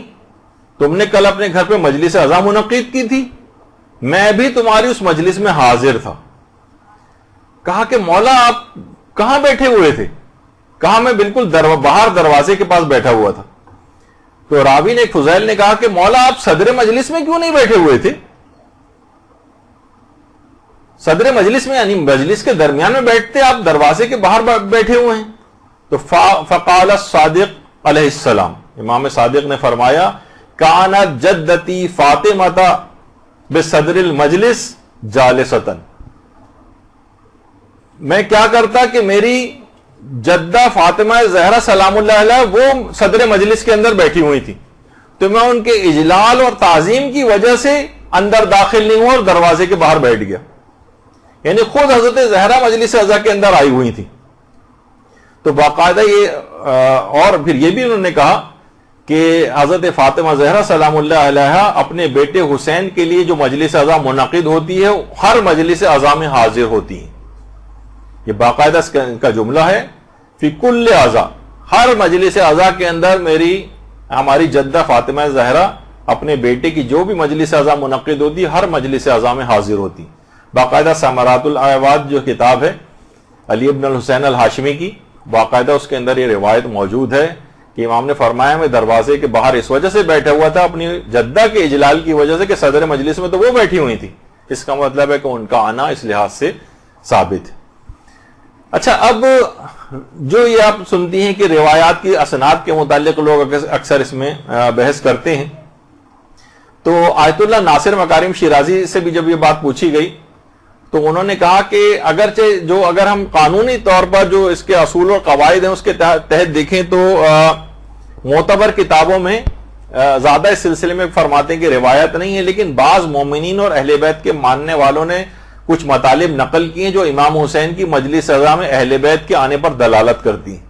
اگرچہ مستند دلیل کے عنوان سے ان پر تکیہ نہیں کیا جا سکتا. اچھا, اب اس کے اندر یہ جو مسئلہ ہے کہ اس میں آئمہ کے فضائل کی روایات میں سند اتنی چیک نہیں کی جاتی, تو اس کی وجہ آیت اللہ محمد علی گرامی نے بہت اچھی بتائی ہے آپ کہ اس کے لیے بھی ہے, باقاعدہ ان کی کتاب ہے دعوۃ فاطمہ لما خلقتکما, اس میں باقاعدہ انہوں نے نقل کیا ہے کہ اس طرح کے جو معجزات ہیں، دیکھیے بہت اہم بات ہے، معجزات کی روایات کے متعلق انہوں نے فرمایا اس جیسی روایات کو جو معصومین کے بارے میں خاص مقامات سے متعلق ہے، ان روایات میں راوی کا مجہول ہونا قدرتی بات ہے، یعنی راوی کے حالات پتہ نہیں ہے زیادہ تر فضائل کی روایتوں میں. اس کی وجہ بتائیے، کیونکہ اماموں کے زمانے میں فقہی احکام کے راویوں کو آمد و رفت اور سماجی کاموں میں کوئی مشکل پیش نہیں آتی تھی، لیکن اعتقادی مسائل بیان کرنے والے راویوں کو تقیہ کی شرائط کی وجہ سے گوشہ نشینی کے حالات گزارنا پڑتے تھے، اور وہ سماجی روابط سے الگ تھلگ رہتے تھے. وہ روزانہ کی بحثوں میں بھی زیادہ حصہ نہیں لیتے تھے، اور اس لیے ان کی عدالت اور وثاقت کے بارے میں بحث واقع نہیں ہوتی تھی. اس وجہ سے ان کا مجہول ہونا روایت کو اعتبار سے نہیں گراتا ہے، خصوصاً جو روایت قواعد کے مطابق ہو. اور یہی بات کہ یہ افراد امام کے مورد خطاب قرار پاتے تھے، اس سے معلوم ہوتا ہے کہ وہ اصحاب سر ہوتے تھے، جیسا کہ بعض دیگر مشابہ باتیں ائمہ کے مقامات کے بارے میں ایسے ہی افراد سے نقل ہوئی.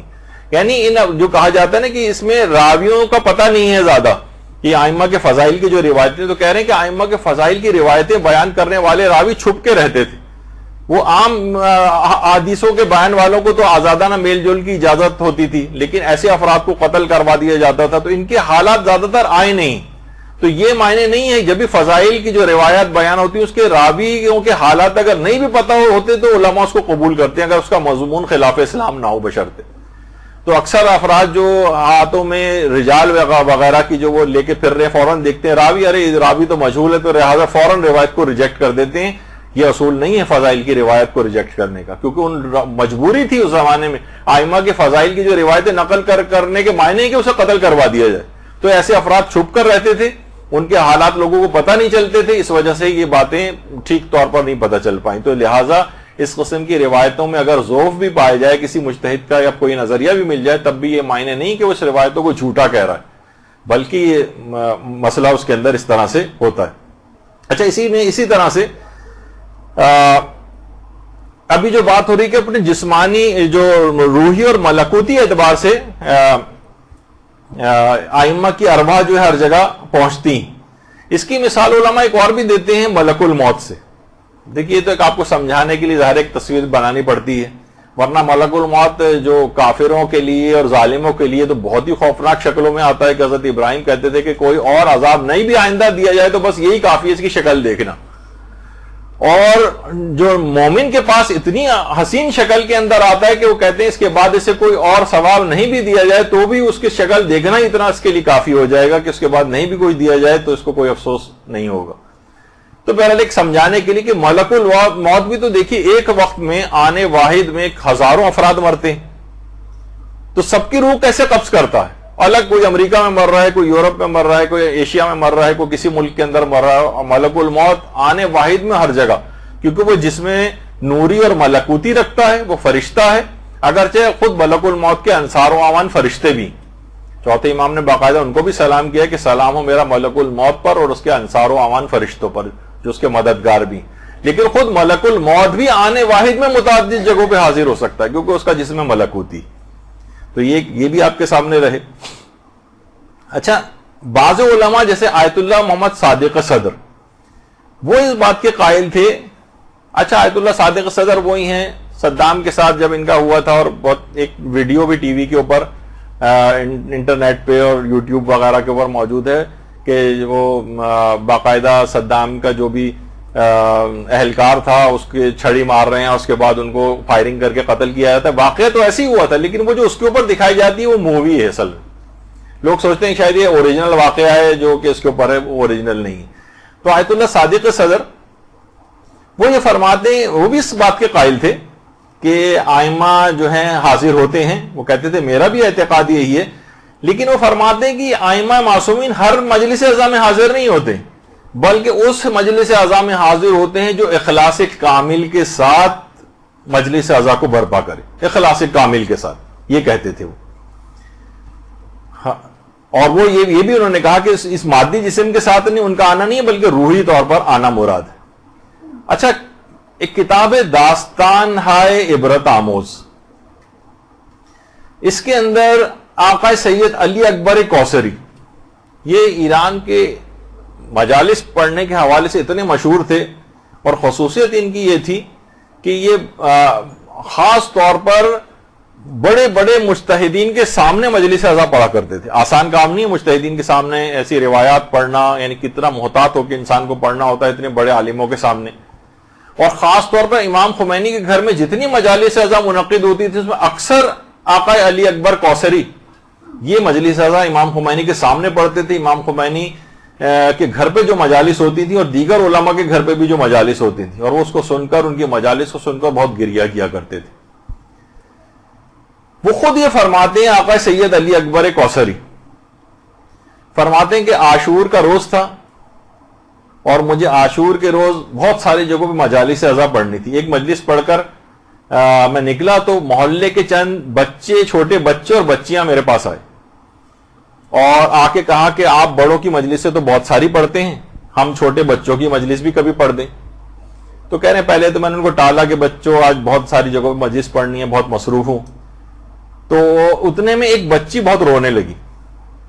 اس کو روتے دیکھ کر فرماتے ہیں کہ میرا دل نرم ہو گیا. میں نے کہا اچھا چلو میں ایک مختصر سی مجلس پڑھ دوں گا، کہاں چلنا ہے؟ تو وہ بہت پسماندہ قسم کا ایک ایریا علاقہ تھا، وہاں بچوں کے ساتھ میں گیا. ٹوٹے پھوٹے سے گھر بنے ہوئے تھے، ایک مختصر سی جگہ تھی، بہت سارے بچے وہاں پر بیٹھے ہوئے تھے. پہلے سے انہوں نے انعقاد کیا ہوا تھا کہ ہم یہاں پہ ایک بچوں کی مجلس منعقد کریں گے. تو بچے بھی زمین پر بیٹھے ہوئے تھے، تو میں بھی وہیں کچی زمین کے اوپر میں بھی بیٹھ گیا ان کے ساتھ جا کر. اور میں نے وہاں پر کچھ فضائل پڑھے، مختصر سے مصائب پڑھے اور دعا کر کے اٹھنے لگا تو ایک بچے نے کہا کہ ہم تبرک کھلائے بغیر آپ کو جانے نہیں دیں گے. اور اس کے بعد اس نے مجھے چائے لا کر دی. جو میں نے چائے پی تو چائے ٹھنڈی ہو چکی تھی، تو میں نے ناگواری محسوس کی اور چائے ایک طرف رکھ دی، نہیں پی. کہہ رہے ہیں اس دن ظاہر عاشورے کی مجالس بہت ساری پڑھی تھی. بہت شام غریبہ کی مجلس پڑھ کے جب میں گھر میں آیا تھکاوٹ بہت زیادہ تھی، رات کو سو گیا. تو رات کو میں نے خواب میں حضرت فاطمہ الزہرا سلام اللہ علیہ کی زیارت کی.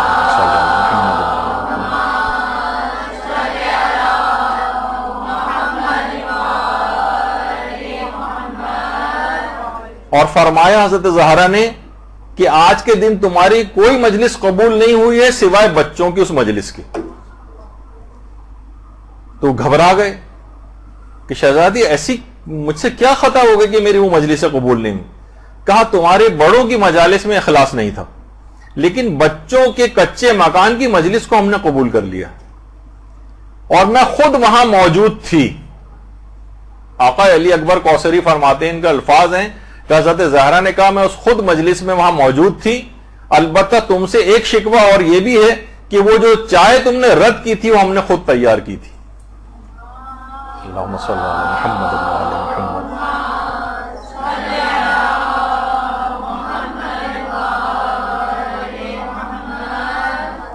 تو اس طرح کے نہ جانے کتنے رویائے صادقہ، کتنے مکاشفات علماء کے، مجتہدین کے اتنے تواتر کے ساتھ ہیں، اتنے تواتر کے ساتھ ہیں کہ آپ درسوں پہ درس رکھتی چلے جائیں یعنی ختم نہیں ہوں گے، اتنے زیادہ وہ واقعات پائے جاتے ہیں. تو یہ جسم ملکوتی اور نورانی کے ساتھ ایک ہی وقت میں دنیا کے مختلف جگہوں پر ہر مجلس کے اندر حاضر ہو سکتے ہیں. اور اس کی مثال ایک علماء دیتے ہیں، اس طرح سورج جب طلوع ہوتا ہے تو دنیا کے کتنے ہی ممالک کے اندر اور بر اعظموں میں اس کی کرنیں ایک ساتھ پہنچ رہی ہوتی ہیں. یعنی سورج ایک ہی ہے لیکن ہر جگہ پر موجود ہے. اسی طریقے سے نورانی اور ملکوتی جسم کی بھی مثال ہے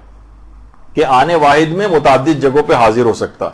اور باقاعدہ کچھ روایتیں ایسی ہیں جو کہ علماء بھی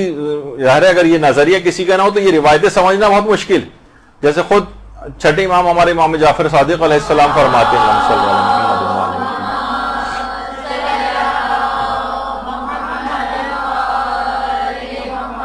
کہ ایک دن حضرت ام سلمہ روتی ہوئی نیند سے بیدار ہوئی. آپ سے پوچھا گیا کہ کیا ہوا ہے؟ فرمایا میرے بیٹے حسین شہید ہو گئے. میں نے خواب میں رسول خدا کی رحلت کے بعد سے ان کو ابھی تک نہیں دیکھا ہے، لیکن آج رات میں نے ان کو خواب میں دیکھا ہے. تو میں نے ان سے پوچھا کہ کیا ہوا ہے؟ تو رسول اکرم کو میں نے دیکھا کہ ان کا چہرہ مرجھایا ہوا اور وہ پریشان.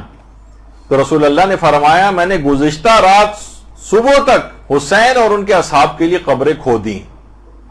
اعمالیہ شیخ صدوق صفحہ 202 کے اوپر یہ روایت موجود. پیغمبر فرماتے ہیں میں نے گزشتہ رات صبح تک امام حسین کے اصحاب کے لیے قبریں کھودی ہیں. اچھا بہت سی چیزیں باقاعدہ انسان کو سمجھ میں نہیں آتی، لیکن اسی بات کو آیت اللہ شیخ علی القرانی، ان کے کتنے ٹی وی پروگرامز ابھی بھی آتے ہیں، عرب چینلز وغیرہ اگر آپ دیکھیں، اور یہ آیت اللہ وحید خراسانی کے بھی شاگردوں میں سے، تو باقاعدہ آیت اللہ وحید خراسانی کی جو درس خارج ہیں، ان کی جو تقریرات ہیں، وہ الحق المبین کتاب جو ہے، الحق المبین فی معرفت المعصومین علیہم السلام، اس کے اندر انہوں نے جمع کی،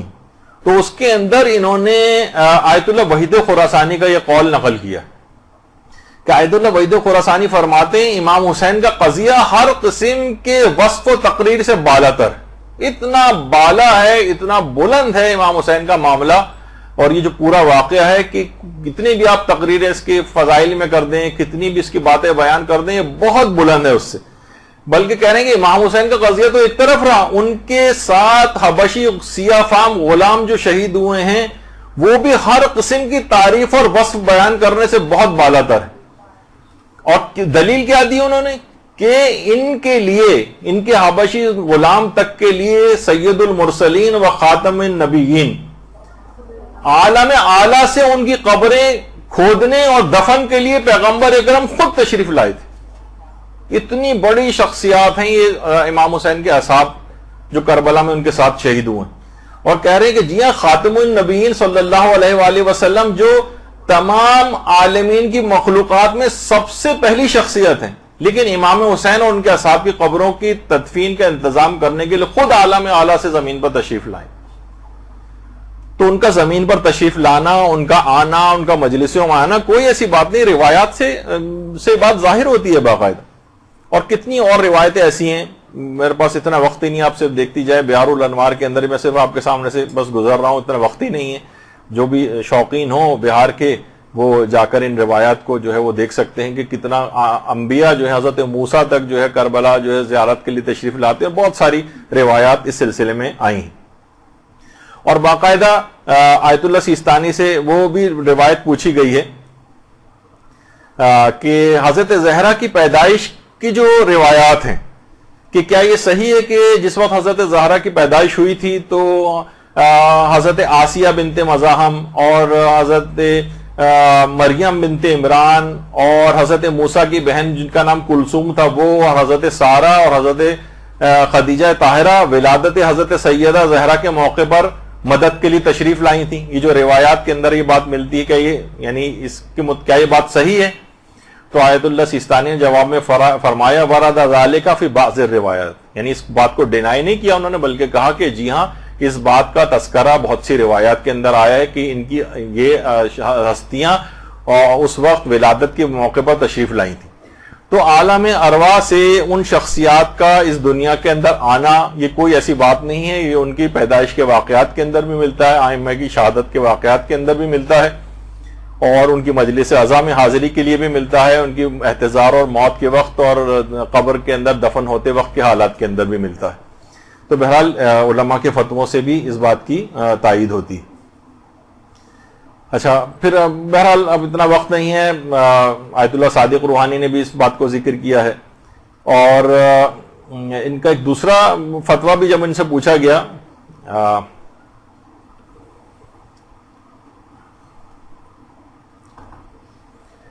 اچھا اب ایک چیز اور بھی ہے کہ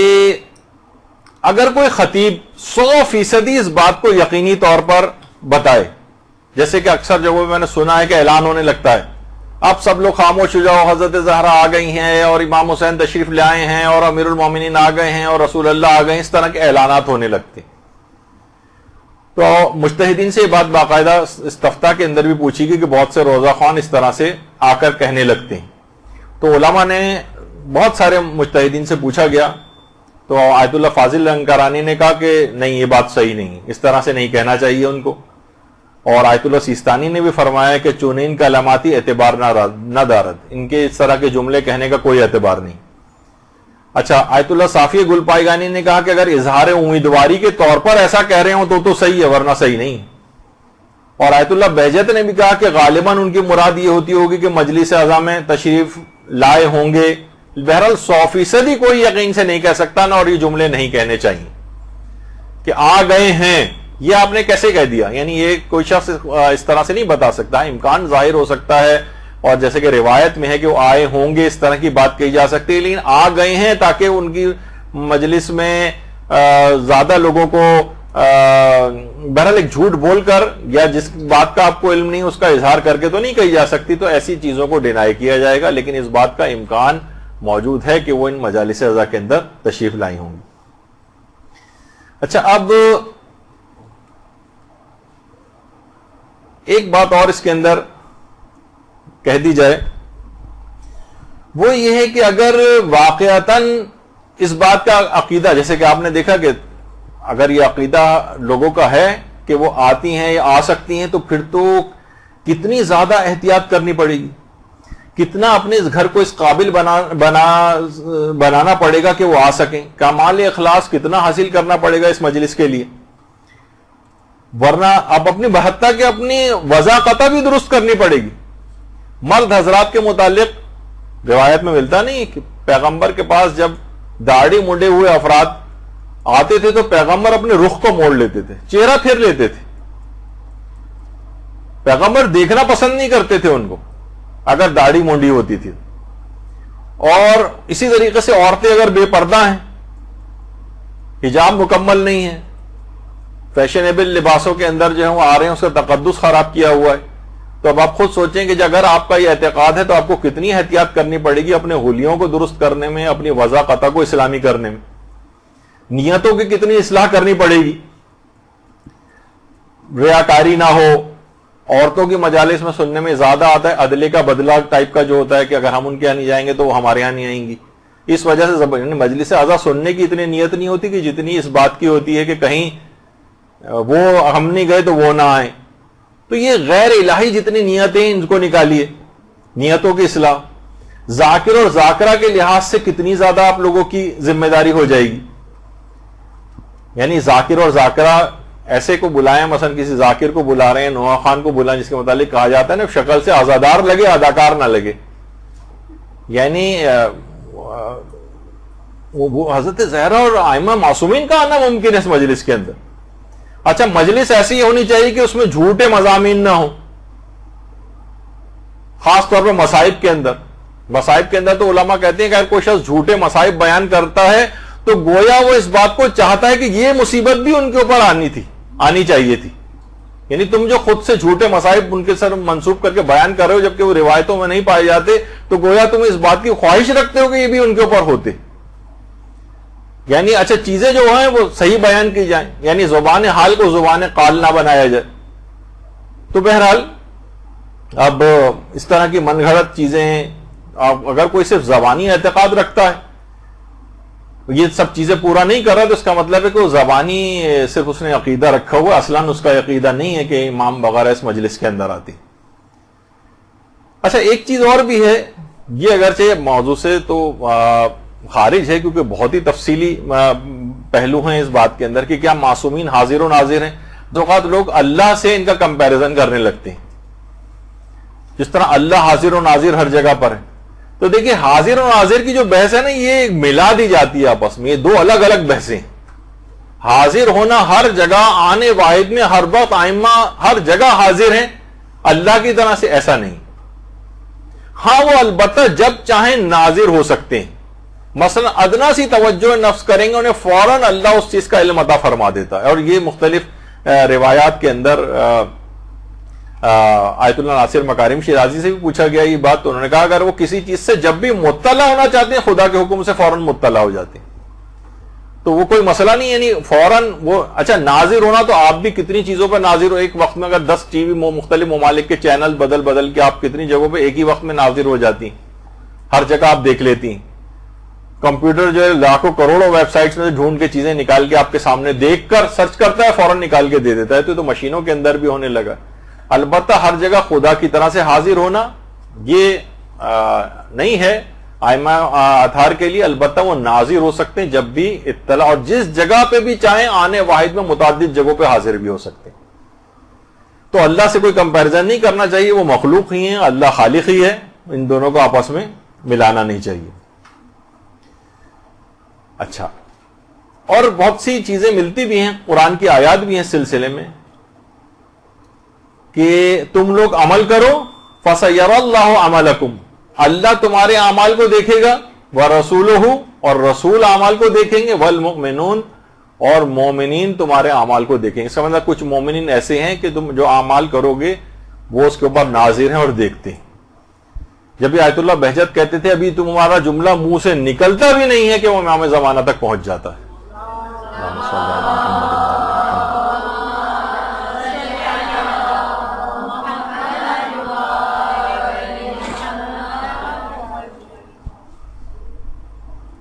تو بس اب کیونکہ وقت ختم ہو گیا، باتیں ابھی بہت ساری مجھے بیان کرنا تھی، لیکن یہاں پر گفتگو ہم اپنی روکتے ہیں۔ اور آپ نے دیکھا کہ بہرحال یہ چیز سنتے تو بہت تھے، لیکن اس کے دلائل یا ان احادیث سے واقفیت نہیں تھی عام طور پر، تو وہ بھی آپ کے سامنے آج چیزیں آ گئیں۔ امید تو یہی ہے کہ آج اس سلسلے میں ہماری آخری نشست ہوگی، لیکن شاید ایک نشست اور ہونے کا امکان ہے۔ اب آپ کے لیے سزا کے طور پر ہوگی، میرے لیے سعادت کی بات ہوگی، دیکھیں آگے کیا ہوتا ہے۔ تو وصلی اللہ علی محمد وآلہ الطیبین الطاہرین۔ کہاں غریب کا گھر اور کہاں حسین کی ماں،